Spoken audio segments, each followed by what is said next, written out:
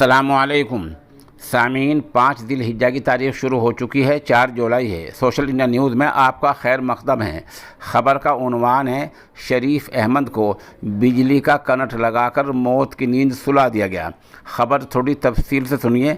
मामला उत्तर प्रदेश के ज़िला बदायूं के कस्बा इस्लाम नगर का है, जहां महल्ला मुस्तफ़ाबाद में 30 साला शरीफ को उसकी बीवी शबनम और प्रेमी सलीम ने बिजली का करंट लगाकर मौत की नींद सुला दिया है, कत्ल कर दिया है।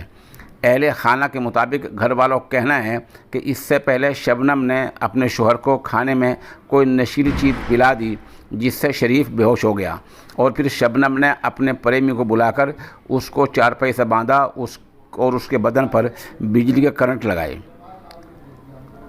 पुलिस ने प्रेमी और शरीफ की बीवी यानी शबनम दोनों को गिरफ्तार कर लिया है।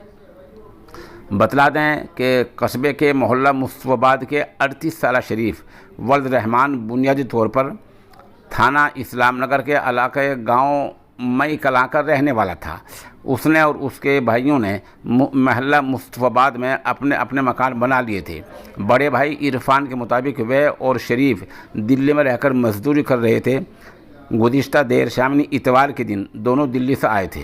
रात लगभग 8 बजे शरीफ और उसकी अहलिया शबनम में अनबन हुई, फिर वो सोने चले गए। रात लगभग 1 बजे इरफान की बीवी फरीन ने देखा कि पड़ोसी सलीम शरीफ के घर से निकल रहा है। सुबह पता चला कि शरीफ की करंट लगने से मौत हो गई है। इस पर ख़ानदान के सभी लोग आ गए।